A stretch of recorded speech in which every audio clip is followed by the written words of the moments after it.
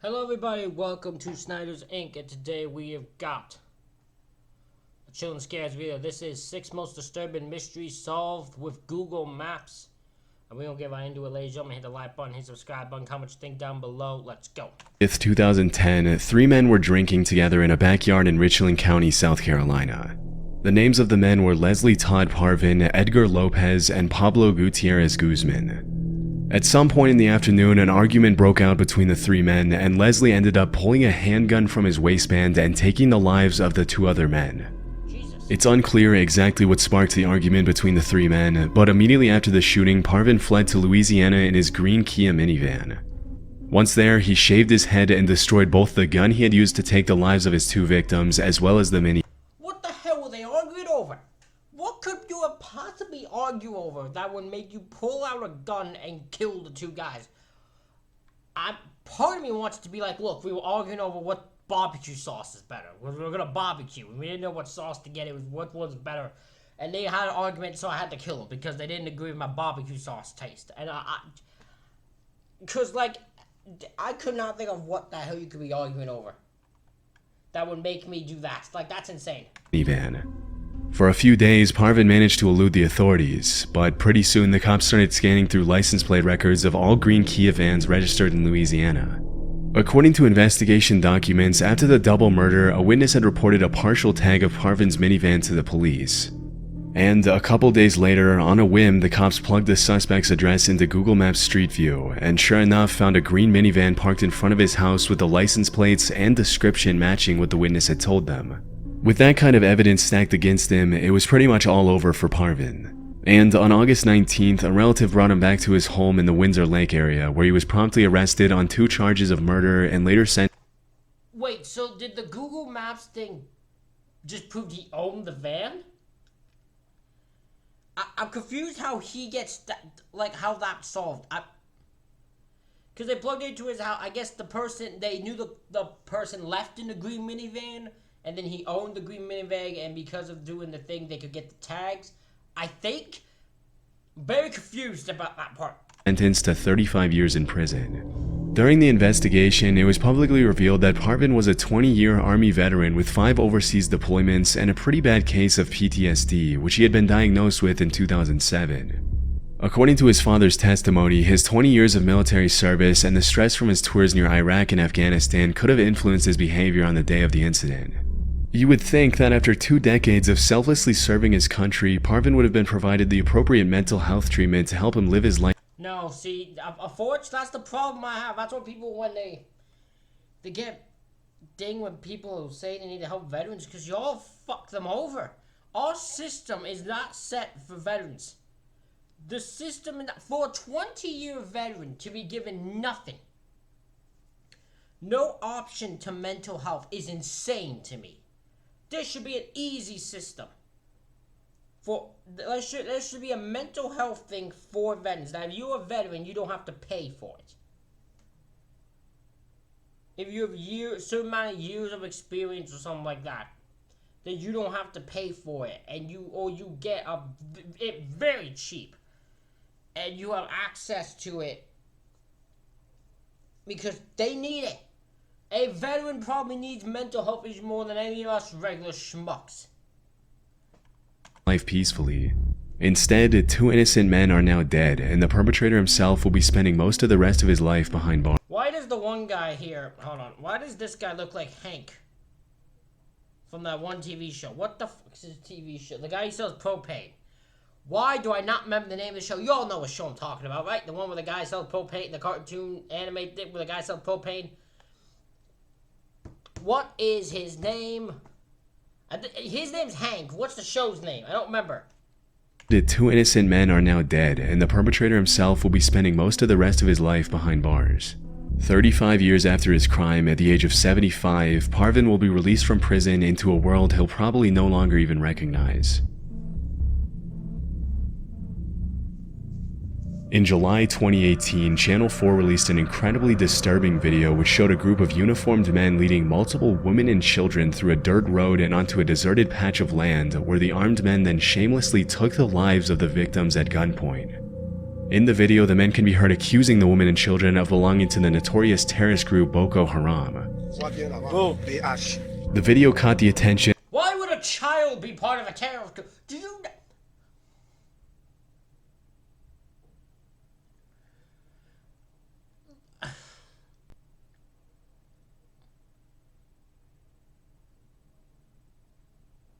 This is insane. This is insane. Why on earth are you going after children? I mean, part of a terrorist. A child is not part of your terrorist organization, okay? Of the entire world, with hundreds of people immediately alleging that the terrifying footage had been captured in Cameroon.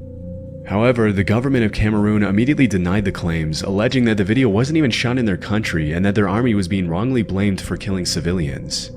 Still, the BBC... Please tell me Google Maps shows them leading the way or something. He wasn't convinced, and their team of researchers decided to find out who had been responsible for the atrocities in the video, where they took place, and when. After receiving an anonymous tip, they used Google Maps to study the layout of a particular region in Cameroon and discovered that the mountain range visible in the background of the video was near a village named Krawa Mafa, very close to the Nigerian border. Good eye. Good eye. Good. That's well done. That's what Google Maps is for. By analyzing several years of Google satellite imagery of the region, the researchers from the BBC were able to determine that the incident had taken place at some point between March 20th and April 5th, 2015. Upon further investigation, it was revealed that the Cameroonian government hadn't been honest when they denied the claims. Of course! For example, the government had claimed that the Cameroonian army didn't use weapons like the ones shown in the video, but the BBC's analysis revealed that the guns were Serbian-made Zastava M21s, which are in fact used in the Cameroonian army. On top of this, several other details that the government had claimed were inaccurate turned out to be a perfect match, including the armed men's uniforms. A month after the Cameroonian government's initial denial of the claims, they then updated their statement to clarify that 7 members of the army were now under investigation. And when the BBC... They're like, oh no, we did a thing, and then, oh no, we had nothing to do. None of our soldiers did. Our soldiers would never take the lives of these women and children. Then it's revealed they did it. That 7 of them looked, and they're like, oh my god, we could have never seen that. We are investigating. Oh, we are investigating those 7 people. Yeah, we never could have known this was happening. We're gonna deal with them. We're gonna make sure justice is served. Don't you worry. You count on us. BBC shared their full report with the Cameroonian government. The country's Minister of Communication was reported saying, 7 soldiers were arrested, disarmed. They are under investigation right now. I can confirm that all 7 of them are in prison. In their next statement, the Cameroonian government released the names of the 7 detainees, and the BBC confirmed that some of them were the same people who were seen in the video executing the innocent women and children. In 2020, 4 of the soldiers in the video received 10-year prison sentences for the murders, while a 5th... Why only 10 years? 10 years? That's it? They heinously murder women and children, they only get 10 years? God, I bet they're welcome back into the fucking army afterwards, aren't they? Fucks. 5th soldier was sentenced to 2 years for filming and sharing the footage. The other 2 soldiers were acquitted. It's crazy to think that you can get away with such an atrocious crime and only face 10 years in prison. Right? But at least they're being held accountable for what they did. No, they're not. No, they're not. I refuse to say that being held in prison for 10 years is them being held accountable. That's not being held accountable. That's a slap to the wrist. That's a shit. They should all be dead. If they prove they did it, they should all be sentenced to death. That's it. This is fucking insane. All thanks to a very detailed examination of the video's content against Google's satellite imagery.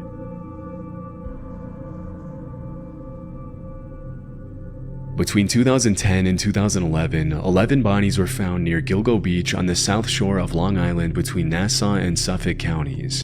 I never knew this case. That sounds familiar, but I never knew this was done by Google Maps. Most of the bodies belonged to female escorts whose lives had been taken as early as 1993. But it wasn't until 2023 that they finally managed to arrest Rex Heuermann, a 60-year-old architect and father of 2, and connect him to the crimes through DNA evidence, cell phone records, and the links between his Chevy Avalanche and the crimes. After his arrest, Rex was charged with the deaths of 4 women, and later he was charged with the deaths of 2 other women after DNA evidence linked him to the crimes. Disturbingly, the cops found that the suspect had used several burner phones to conduct thousands of searches related to the things he later ended up doing to his victims. And to seal Huerman's fate, they also found a huge Word document on his hard drive in his basement, in which Rex had planned out the murders of his victims in... What the fuck?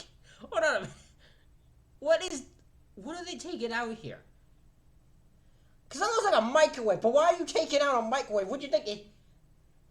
Did he heat them up in the microwave? Did he eat them? What the fuck is this? This looks like a microwave. Why are they taking out why are the police taking out a microwave? His basement, in which Rex had planned out the murders of his victims in very explicit detail. Shockingly, the document included checklists that outlined the steps he needed to complete before, during, and after his killings. Based on court evidence, Huerman started committing these crimes as early as 1993, and if found guilty, he'll be facing multiple consecutive life sentences in prison. As of 2024, the case is still ongoing, but during the investigation, some more disturbing details have surfaced. Okay. In 2023, some online users discovered a Google Street View image of Huerman talking to an unidentified woman near his office on East 36th Street more than a year before his arrest.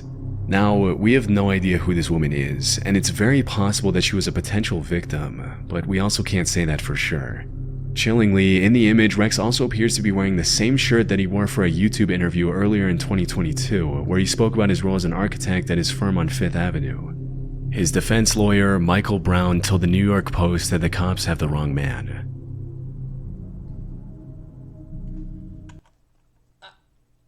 Google, that didn't solve anything. That image of Google Maps didn't solve anything. That's all the third one did was like, hey, look, he's talking to a person who might not be a victim. That's not... Google Maps had nothing to do with the case being solved here.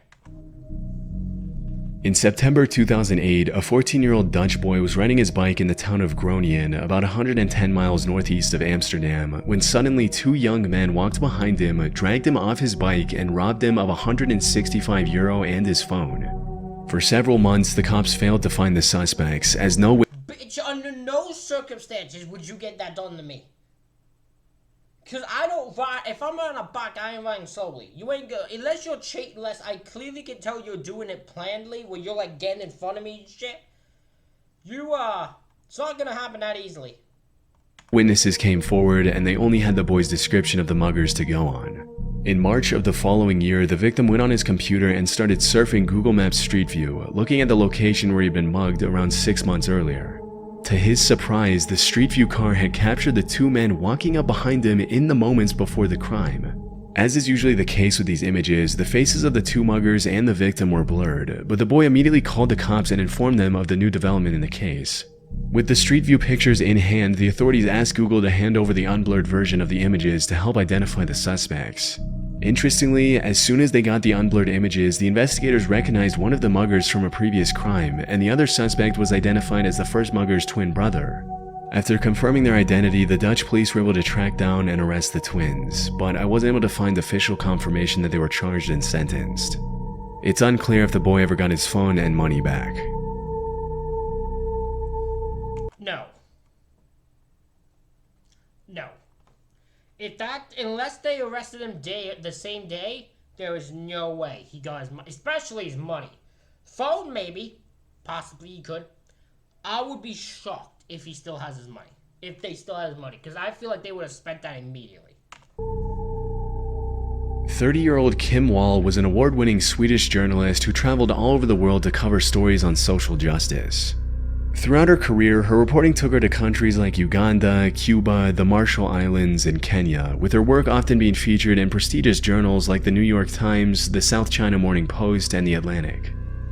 In 2017, while she was in Copenhagen with her boyfriend, she met Peter Madsen, a brilliant Danish inventor and self-taught engineer who had built his own submarine, designed his own rockets, and had plans to launch himself into space in the near future. On August 10th of that year, Peter Madsen took Kim Wall on a trip off the Copenhagen coast in his homemade submarine, the NC-3. Oh, I know this one. Okay, this is the one where he comes back and she doesn't, right? Nautilus for a brief interview. Sadly, after that trip, Kim Wall was never seen again. Yeah. When she didn't come back later that day, her partner reported her missing and an official investigation was officially launched. Just a few days later, on the 21st of August, a passing cyclist found parts of her body washed up on the beach close to where she had gone missing. And about a month and a half later, the rest of her body was found in multiple different weighted down bags by police divers. During the investigation, Madsen was brought in for questioning, but he denied having anything to do with the state of her body. He instead claimed that Kim Wall had died after being accidentally hit on the head by the hatch of the submarine. Strangely, he later ended up changing his account of the events and claimed that Wall had died after inhaling toxic fumes. Although no trace of toxic fumes was found in her system, the authorities did find 15 stab wounds on Kim's body. After being held in police custody for a while, Madsen eventually confessed that he had murdered Wall and then thrown her separate body parts into the Baltic Sea. In April 2018, Peter Madsen was convicted on 3 separate charges and was sentenced to life in prison, where he's been spending his days for the past 6 years. In 2021, Madsen ended up receiving an additional 21 months in prison for staging a bomb threat in an extremely elaborate escape attempt. Fortunately, he was recaptured soon after and was brought back to his cell. One of the things that's interesting about this case is that Peter Madsen had been captured by the Google Maps Street View camera climbing into his submarine. Chillingly, when he confessed to the murder, he mentioned that his intention was never to take Kim Wall's life, but rather to sink the Nautilus forever, even if it meant that both he and the innocent journalist would die inside. To this day, it's still unclear how exactly he took Kim's life, but thankfully Madsen will be spending the rest of his life behind bars with no I think the 15 stab wounds is pretty easy to tell. possibility of ever coming back to society again. Porto Rotondo is a district in Sardinia known for its imposing mansions, sandy beaches, and elegant shops and restaurants. In 2002, an Italian businessman sold his villa in Porto Rotondo for €280,000. Due to the comparatively low value of the transaction, the sale immediately raised a red flag for the authorities, and the finance police in Italy ended up using Google Earth as part of their investigation into the property. One important detail about the villa Interesting. That's very interesting. So this case, it's a very expensive property, and you guys sold it very cheap. So they were like, okay, what are you hiding here?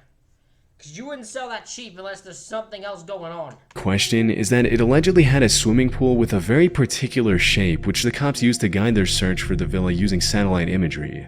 As soon as they found the property, they confirmed that they had a major case of tax evasion on their hands, as the actual value of the villa should have been much, much higher considering that the value of all the properties nearby was in the high 7 figures. With enough evidence from Google's satellite imagery to confirm that the unidentified businessman had indeed committed tax fraud, the finance police then checked the suspect's bank accounts and discovered €7 million in unreported deposits spanning several years. This was a case that I just couldn't find a lot of information on, as the original article in Italian had very few details, and it wasn't even officially confirmed what the legal consequences were for the businessman. Still, it's probably safe to assume that his assets were seized, and due to the crazy amount of unreported cash, it's likely that he spent at least a few years in jail. Ladies and gentlemen, that is it for this reaction video. Let me know what you think in the comments. Hit the like button, hit the subscribe button. Thank you all for watching. I'll see you all for the next one.